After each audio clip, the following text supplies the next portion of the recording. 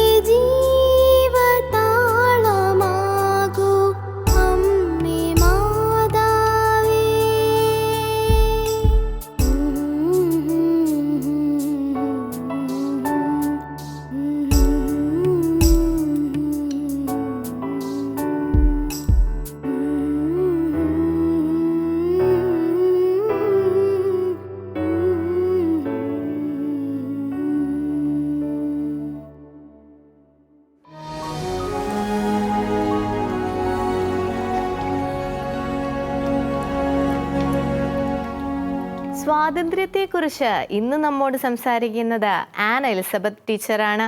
കാണാം thoughts four life.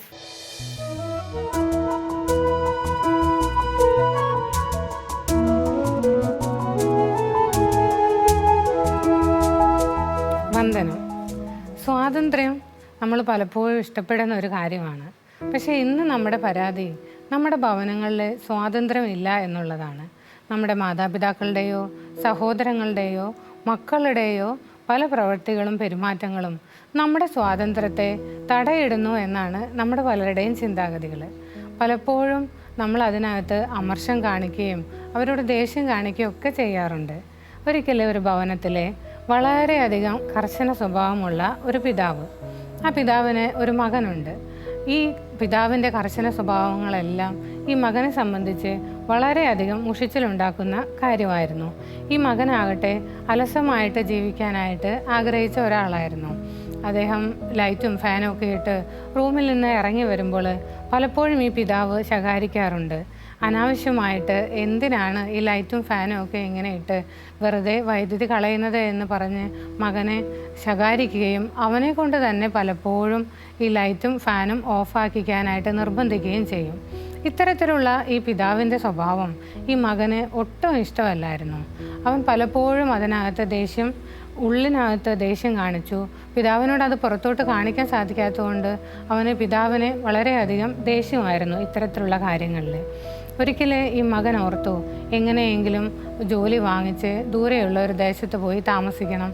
ഈ പിതാവിൻ്റെ കൂടെ ഈ ഭവനത്തിൽ താമസിക്കുന്നത് തൻ്റെ സ്വാതന്ത്ര്യത്തെ ഹനിക്കുന്നതാണെന്നാണ് ഈ മകൻ ചിന്തിച്ചത്. അങ്ങനെയിരിക്കെ ഈ മകന് ഒരു ഇൻ്റർവ്യൂവിന് ലെറ്റർ വരികയും ഇൻ്റർവ്യൂവിനായിട്ട് ഈ മകൻ കടന്നുപോയി. അവിടെ ചെല്ലുമ്പോൾ മുകളിലത്തെ നിലയിലായിരുന്നു ഇൻ്റർവ്യൂ നടന്നുകൊണ്ടിരുന്നത്. ഈ മകൻ താഴെ നിന്ന് സ്റ്റെപ്പുകൾ കയറി മുകളിലോട്ട് പോകുമ്പോൾ അവിടെയുള്ള ഇടനാഴികളിലും പലയിടങ്ങളിലുമായിട്ട് അനാവശ്യമായിട്ട് ലൈറ്റുകളും ഫാനുകളും ഒക്കെ കറങ്ങുന്നത് ഈ മകൻ്റെ ശ്രദ്ധയിൽപ്പെട്ടു. ഈ മകനാകട്ടെ തൻ്റെ വീട്ടിൽ ചെയ്യുന്ന രീതിക്കനുസരിച്ച് എല്ലാം ഓഫ് ചെയ്തുകൊണ്ടാണ് മുകളിലത്തെ നിലയിലോട്ട് കയറിപ്പോയത്. അവിടെ ചെന്ന് ഇൻ്റർവ്യൂവിനായിട്ട് കാത്തിരുന്നു. അനേകം ആളുകൾ വന്നിട്ടുണ്ടായിരുന്നു. ഓരോരുത്തരെയായിട്ട് അവർ ഇൻ്റർവ്യൂ നടത്തുകയായിരുന്നു. അവസാനം ഈ മകൻ്റെ ഊഴവും എത്തി. അവൻ ഇൻ്റർവ്യൂ ബോർഡിൻ്റെ അകത്തോട്ട്, ആ മുറിക്കകത്തോട്ട് കയറി ചെന്നപ്പോൾ അവർ പറഞ്ഞു, നിങ്ങളെ ഞങ്ങൾ ഈ ജോലിക്ക് സെലക്ട് ചെയ്തെന്ന്. അപ്പോൾ ഈ മകൻ ആകെ അത്ഭുതമായിപ്പോയി. എങ്ങനെയാണ് എന്നോട് ഒന്നും ചോദിക്കാതെ ഇവരെന്നെ സെലക്ട് ചെയ്തത്? അപ്പോൾ അവിടെ ഇരിക്കുന്ന ആ ഇൻ്റർവ്യൂ ബോർഡിലെ അംഗങ്ങൾ പറഞ്ഞു, ഞങ്ങൾ നിങ്ങളെ എല്ലാവരെയും നിങ്ങൾ വരുമ്പോൾ മുതൽ CCTV ക്യാമറയിൽ ഞങ്ങൾ നിങ്ങളെ ശ്രദ്ധിക്കുന്നുണ്ടായിരുന്നു. താങ്കൾ താഴെ നിന്ന് കയറി വന്നപ്പോഴേ തൊട്ട് അനാവശ്യമായിട്ടുള്ള ലൈറ്റും ഫാനൊക്കെ ഓഫ് ചെയ്യുന്നത് ഞങ്ങൾ ശ്രദ്ധിച്ചായിരുന്നു. ഈ ഒരു തരത്തിലുള്ള സ്വഭാവ രീതിയുള്ള ഒരാളെയാണ് ഞങ്ങളും ആഗ്രഹിച്ചത്. നമ്മുടെ റിസോഴ്സുകൾ, ഈ കമ്പനിയിൽ നിന്ന് തരുന്ന കാര്യങ്ങൾ അവ വെറുതെ അലക്ഷ്യമാക്കി കളയാതെ അതിൻ്റെ വില മനസ്സിലാക്കി ഉപയോഗിക്കുന്ന ഒരു ഉദ്യോഗാർത്ഥിയാണ് ഞങ്ങളും ആഗ്രഹിച്ചത്. അതുകൊണ്ടാണ് നിങ്ങളെ ഞങ്ങൾ സെലക്ട് ചെയ്തതെന്ന് അവർ പറഞ്ഞു. ഈ മകൻ അതിനകത്തിരിക്കുന്ന ഇൻ്റർവ്യൂ ബോർഡിലെ ആളുകളോട് നന്ദി പറഞ്ഞതിന് ശേഷം ആ മുറിക്ക് പുറത്തിറങ്ങി ഈ മകന് സങ്കടം സഹിക്കവയ്യാതെ അവൻ പൊട്ടിക്കരഞ്ഞു. തൻ്റെ പിതാവിൽ നിന്ന് കിട്ടിയ ചിട്ടയായ സ്വഭാവം കാരണമാണ് തനിക്ക് ഈ ജോലി കിട്ടിയതെന്ന് അവൻ തിരിച്ചറിഞ്ഞു. ഇങ്ങനെയുള്ള ഒരു പിതാവിനെയാണല്ലോ താൻ വെറുത്തതും ഈ പിതാവിൽ നിന്നാണല്ലോ താൻ ഓടി അകലാനായിട്ട് ശ്രമിച്ചതും എന്നോർത്ത് അവന് കുറ്റബോധം തോന്നി. നമ്മളും പലപ്പോഴും ഇങ്ങനെയാണ്. നമ്മുടെ ഭവനത്തിലെ നമ്മുടെ പ്രിയമുള്ളവരെ അല്ലെങ്കിൽ നമ്മുടെ അടുത്ത കൂട്ടുകാരെ ചില കാര്യങ്ങളൊക്കെ നമ്മളെ നിയന്ത്രിക്കുമ്പോൾ അതിലൊക്കെ നമുക്ക് മടുപ്പ് തോന്നാറുണ്ട്, അവരോട് ദേഷ്യം തോന്നാറുണ്ട്. ഇത്തരത്തിലുള്ള ചില ചിട്ടകളും നിയന്ത്രണങ്ങളും നമ്മുടെ സ്വാതന്ത്ര്യത്തെ ഹനിക്കുന്നു എന്നാണ് നമ്മൾ പലപ്പോഴും ചിന്തിക്കാറ്. ഇങ്ങനെയല്ല, ഇതെല്ലാം നമ്മുടെ ജീവിതത്തിലെ നന്മയുളവാക്കുന്നതാണെന്ന് തിരിച്ചറിയാനായിട്ട് നമ്മൾ മറന്നു പോകരുത്. ഒരിക്കൽ സൗത്ത് കൊറിയയിലെ ഒരു ഭവനം, ആ ഭവനത്തിലെ ഭാര്യയാണെങ്കിൽ ദൈവഭക്തിയുള്ള ഒരു സ്ത്രീയായിരുന്നു. അവർക്ക് ദൈവഭക്തി ഗാനങ്ങൾ എപ്പോഴും വീട്ടിനകത്ത് പാടി നടക്കുക എന്ന് പറയുന്നത് വളരെയധികം സന്തോഷമുള്ള കാര്യമായിരുന്നു. എങ്കിൽ അവരുടെ ഭർത്താവാകട്ടെ മദ്യപാനിയായ ഒരു മനുഷ്യനായിരുന്നു. അദ്ദേഹത്തിനാണെങ്കിൽ ഭാര്യയുടെ ഈ ഭക്തിയിലോ അവളുടെ ഈ ഗാനങ്ങളിലോ വളരെയധികം ദേഷ്യമായിരുന്നു. അദ്ദേഹം കുടുംബ പ്രാർത്ഥനയിൽ ഭാര്യയോടൊപ്പം സംബന്ധിക്കുകയോ ഭാര്യ പാട്ടുകൾ പാടുമ്പോൾ അതിനെ പ്രോത്സാഹിപ്പിക്കുകയോ ചെയ്യാതെ അതിന് പകരമായിട്ട് ഭാര്യയെ ക്രൂരമായിട്ട് ഇടിക്കുകയും ചതച്ച് ഭയങ്കരമായി പീഡിപ്പിക്കുകയൊക്കെ ചെയ്യുമായിരുന്നു. എന്നാൽ ഈ ഭാര്യയാകട്ടെ ഈ പീഡനങ്ങളിലൊന്നും മടുത്തു പോകാതെ ഉച്ചത്തിൽ തന്നെ ദൈവത്തെ സ്തുതിച്ചുകൊണ്ട് പാട്ട് പാടിക്കൊണ്ടിരിക്കുക അവൾക്കൊരു സന്തോഷമുള്ള അനുഭവമായിരുന്നു. ഈ പാട്ടുകളൊക്കെ കേൾക്കുമ്പോഴും ഭാര്യയെ ഇദ്ദേഹം ഇടിക്കുമ്പോഴും ചില ഗാനങ്ങളൊക്കെ ഇദ്ദേഹത്തിൻ്റെ മനസ്സിലും കയറി പറ്റിയിട്ടുണ്ടായിരുന്നു. പക്ഷേ ഭാര്യയോടുകൂടെ പാടുന്നതിന് ഇദ്ദേഹം ഒരിക്കലും തയ്യാറായില്ല. ആ ദേശത്താണെന്നുണ്ടെങ്കിൽ നിർബന്ധിതമായിട്ടുള്ള സൈന്യത്തിൽ സേവനം ചെയ്യണമെന്നുള്ള ഒരു നിർബന്ധമുള്ള സ്ഥലമായിരുന്നു. അവിടെ ഈ ഭർത്താവും സൈന്യത്തിൽ ചേർന്നു. യുദ്ധത്തിൻ്റെ സമയത്ത് ശത്രുരാജ്യം ഈ സൈനികരെ പിടിച്ചുകൊണ്ടുവന്ന കൂട്ടത്തിൽ ഈ ഭർത്താവിനെയും പിടിച്ചുകൊണ്ടുപോയി ജയിലിലടച്ചു. ആ ജയിലിനകത്ത് ഇരിക്കുമ്പോഴും ഈ ഭർത്താവ് ഇടയ്ക്ക് ആലോചിക്കും, തൻ്റെ ഭാര്യ പാടിയിട്ടുള്ള പാട്ടുകൾ, താൻ അവളെ ക്രൂരമായി പീഡിപ്പിച്ചത്, ഇതെല്ലാം ഇടയ്ക്ക് ആ ഭർത്താവ് ചിന്തിക്കുമായിരുന്നു. അങ്ങനെ ഇരിക്കെ ശത്രുരാജ്യത്തെ സേനാധിപൻ ഈ പിടിച്ചുകൊണ്ട് വന്ന സൈനികരെയെല്ലാം കൊന്നുകളയുന്നതിനായിട്ടുള്ള ആജ്ഞ പുറപ്പെടുവിച്ചു. ആ സമയത്ത് അതിന് ഉത്തരവാദിത്വം കൊടുത്തിരുന്ന ഒരു ഉദ്യോഗസ്ഥനാകട്ടെ അദ്ദേഹം ദൈവഭക്തിയുള്ള ഒരു മനുഷ്യനായിരുന്നു. അദ്ദേഹം അവിടെ ഈ ശിക്ഷയ്ക്ക് വിധിക്കപ്പെട്ടവരിൽ ആരെങ്കിലും ദൈവഭക്തിയുള്ളവരുണ്ടോ എന്ന് നോക്കി അവരെ രക്ഷപ്പെടുത്തണമെന്ന് മനസ്സിലാഗ്രഹിച്ചു. അദ്ദേഹം അതിൽ ഓരോരുത്തരെയും ഇങ്ങനെ ടെസ്റ്റ് ചെയ്യാൻ നേരത്ത് ഓരോരുത്തരോടും ഓരോ കാര്യങ്ങൾ ചെയ്യാൻ പറഞ്ഞു. നമ്മുടെ ഈ ഭർത്താവിനാകട്ടെ ഒരു ഭക്തിഗാനം പാടണമെന്നാണ് കിട്ടിയത്. അപ്പോൾ അദ്ദേഹം ഓർത്തു, തൻ്റെ ഭാര്യ പാടിയ ഒരു പാട്ട് പാടി രക്ഷപ്പെടാമല്ലോ എന്നോർത്ത് ഇദ്ദേഹം തൻ്റെ ഭാര്യയിൽ നിന്ന് കിട്ടിയിട്ടുള്ള ആ പാട്ട് പാടിയതും ആ ഉദ്യോഗസ്ഥന് മനസ്സിലായി ഇവൻ ഭക്തനായ ഒരു മനുഷ്യനാണെന്ന് മനസ്സിലാക്കിയിട്ട് അവനെ അവിടെ നിന്ന് രക്ഷപ്പെടുത്തി. അവൻ തിരിച്ച് തൻ്റെ ഭാര്യയുടെ അടുത്ത് വന്നിട്ട് പറഞ്ഞു, നിൻ്റെ പാട്ടാണ് എന്നെ മരണത്തിൽ നിന്ന് രക്ഷപ്പെടുത്തിയത്. പലപ്പോഴും ഇങ്ങനെയാണ് നമ്മുടെ പ്രിയമുള്ളവരെ നമുക്ക് വേണ്ടി തരുന്ന ചില നന്മകൾ, അവരുടെ ചില സ്വഭാവ രീതികൾ, അതെല്ലാം നമ്മുടെ ഭാവിയിലും നമ്മുടെ ജീവിതത്തിലും അത് വിലപ്പെട്ട പല സന്ദർഭങ്ങളിലും ഇടയാക്കുമെന്ന് നമ്മൾ തിരിച്ചറിയണം. പലപ്പോഴും നമ്മളത് തിരിച്ചറിയാതെ അവരെ ഒറ്റപ്പെടുത്തുന്നതിനോ കുറ്റപ്പെടുത്തുന്നതിനോ അവരെ നിന്ന് അകന്നു മാറുന്നതിനാണ് നമ്മൾ ശ്രമിക്കാറ്. എന്നാൽ അങ്ങനെയല്ല, നമ്മുടെ പ്രിയമുള്ളവരെ നമുക്ക് നൽകുന്ന ചില നല്ല നിയന്ത്രണങ്ങൾ നമ്മുടെ ജീവിതത്തിന് നന്മയ്ക്കാണെന്ന് തിരിച്ചറിഞ്ഞുകൊണ്ട് അവരെ ബഹുമാനിപ്പാൻ, അവരുടെ ഈ രീതികൾ പ്രോത്സാഹിപ്പാൻ നമുക്ക് ഇടയായി തീരട്ടെ എന്ന് ആശംസിക്കുന്നു. നന്ദി.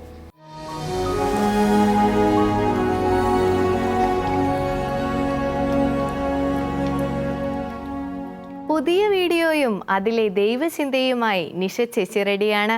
കാണാം പോസിറ്റീവ് വൈബ്സ്.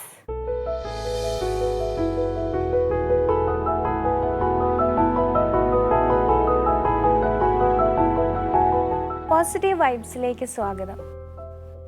ഫോണിൽ നോക്കി നടന്ന് മെസ്സേജ് ചെയ്ത് നടന്ന് റോഡിനരികിലുള്ള ഒരാൾ താഴ്ചയുള്ള കുഴിയിൽ വീണുപോയ ഒരു സുഹൃത്തുണ്ടായിരുന്നു എനിക്ക്. ഞാനും നിങ്ങളും അടങ്ങുന്ന ഈ സമൂഹത്തിൻ്റെ യാഥാർത്ഥ്യങ്ങൾ ഉൾക്കൊള്ളുന്ന ഒരു നർമ്മചിത്രം ആനിമേഷൻ വീഡിയോയിലൂടെ നമുക്ക് കാണാം. യാത്രകൾക്കിടയിൽ മനോഹരമായ പ്രകൃതി ദൃശ്യങ്ങൾ മൊബൈലിൽ വീഡിയോ എടുക്കുന്ന ഒരു ശീലമുണ്ടായിരുന്നു. എന്നാൽ ഇടയ്ക്ക് ഇങ്ങനെയൊരു ചിന്ത വന്നു, ഇത്ര മനോഹരമായ ദൃശ്യങ്ങൾ നമ്മുടെ കണ്ണുകൾ കൊണ്ട് കൺകുളിർക്കെ കാണാനുള്ള അവസരമുണ്ടായിട്ടും എന്തിനാണ് ഈ മൊബൈലിൻ്റെ ഇത്തിരി പോന്ന ക്യാമറയ്ക്കുള്ളിലൂടെ അതിനെ നോക്കിക്കാണുന്നത് എന്ന്, അതിലൂടെ എൻ്റെ കാഴ്ചയെ തന്നെ ഞാൻ പരിമിതപ്പെടുത്തുകയാണല്ലോ എന്ന്. അതിനുശേഷം ദൃശ്യങ്ങൾ പകർത്താറുണ്ടെങ്കിലും അധിക സമയം വീഡിയോ എടുക്കുന്നതിന് വേണ്ടി സമയം കളയുന്നത് നിർത്തി. മൊബൈൽ ഫോണുകൾ തീർച്ചയായും നമുക്ക് അനുഗ്രഹം തന്നെയാണ്. അതിന്ന് നമ്മുടെ ജീവിതത്തിൽ അത്യന്താപേക്ഷിതവുമാണ്. എന്നാൽ നമ്മുടെ കാഴ്ചകളെ മൊബൈലിൻ്റെ ക്യാമറ കണ്ണുകളിലേക്കും അതുപോലെ ഏതാനും സെൻറ്റിമീറ്ററുകൾ മാത്രം വലുപ്പമുള്ള സ്ക്രീനിലേക്കും മാത്രം ഒതുക്കുമ്പോൾ ജീവിതത്തിൻ്റെയും ലോകത്തിൻ്റെയും യാഥാർത്ഥ്യങ്ങളിൽ നിന്ന് നമ്മൾ അകറ്റപ്പെടുന്നു എന്നുള്ളത് ഒരു സത്യമാണ്. കാഴ്ചകൾ ഒരിക്കലും പൂർണ്ണമാവുകയുമില്ല. അതുകൊണ്ട് മൊബൈലിൻ്റെ നന്മകൾ ഉപയോഗപ്പെടുത്തുമ്പോൾ തന്നെ ജീവിതത്തിൻ്റെ യാഥാർത്ഥ്യങ്ങളിലേക്ക്, പൂർണ്ണമായ കാഴ്ചകളിലേക്ക് തലയുയർത്തി നടക്കാനും നമുക്ക് സാധിക്കട്ടെ.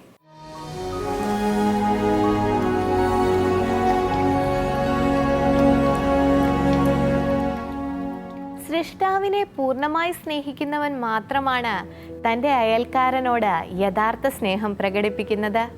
വിശുദ്ധ ബീഡിൻ്റെ ഈ വാക്കുകൾ ഒരിക്കൽ കൂടി ഓർമ്മിപ്പിക്കുന്നു. ഇന്നത്തെ നിറവ് ഇവിടെ അവസാനിക്കുന്നു. അഭിപ്രായങ്ങൾ അറിയിക്കുമല്ലോ. അടുത്ത ദിവസം വീണ്ടും കാണുന്നത് വരെ പരസ്പരം പ്രാർത്ഥനയിൽ ഓർക്കാം. ഈശോ മിശിഹായ്ക്ക് സ്തുതിയായിരിക്കട്ടെ.